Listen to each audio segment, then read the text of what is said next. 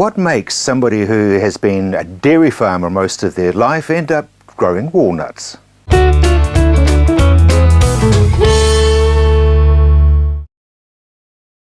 Tell me about your change from dairying into trees. Well, when we decided to go and do walnuts, it was on the basis that we could step away from it for a while, and the livestock per se didn't mind. So we can go away for 3 months and the trees can live quite happily without us, and that's always good. But if anybody's thinking of going into walnuts, you need to be in it for the long haul. It takes a while. We bought this property in 1996. We started planting in 98, 2000. Firstly, we planted shelter and then we planted walnut trees. We're now in year 18. If I hadn't made a big investment in machinery this year, we would have broken even for the first time. But in saying that, the forecast is still looking very good. At the moment, it's exciting times because the walnut growers are getting together and we're looking at forming a company to take over the local processing at West Melton, who are looking to retire from the business. They've been marvellous servants of the industry, and so it's now up to growers to pick up the ball and run with it, really. Demand in New Zealand is an interesting one. We have not got enough New Zealand supply to meet New Zealand demand. We're currently importing around 600 tonnes a year, but in saying that, local supply will grow quite quickly over the next 4 to 5 years. We're at the stage now where the orchards are just starting to come in. There was a number of orchards that were planted about the time we started, which is back in 2000, and those orchards are starting to come on stream now, and sometimes their production is getting anything up to 300% increases year on year. So you look at the trees, you haven't got a clue what's coming, but what I do know is I believe it's going to be bigger than last year. We've got 4 varieties planted here. We've got the standard one, most prolific, is Rex. Mayrick is another one that's a very popular nut because it has a softer shell. You can crack it by hand, just squeeze it in your fingers.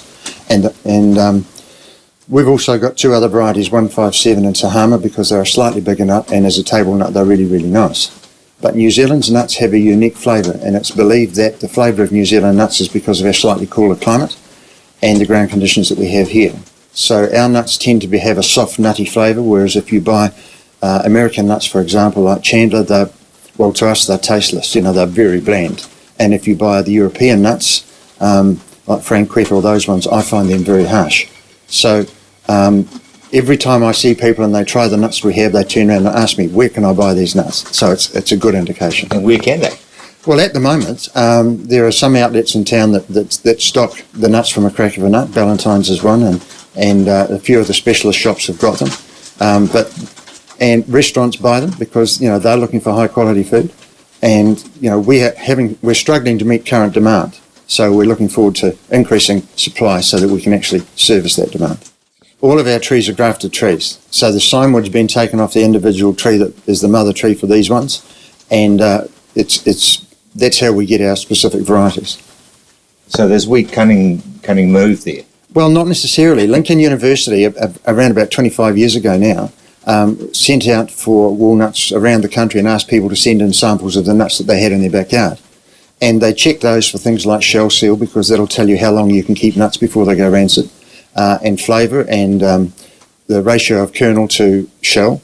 And they came up with a few varieties which were then put into a trial at Lincoln University, and they ran those for about 14 years to gather how much information they could with regard to yield and the consistency of the traits that we were looking for. And they came up with 2 recommendations, which was Rex and Mayrick. Rex is named after Dr. Rex Baker, who was involved in the early trials. I'm not quite sure where Mayrick got its name from. But the other ones had the generic numbers of 157 or 128 or whatever. They were numbered just in the trial. And Tahama's is a standard breed that's been around for a while. It's actually in the States and a few other places. But so having had those trees, Rex came from a backyard tree in Shirley here in Christchurch. So all of the Rex trees here, which number some thousands now, have been generated from that one tree.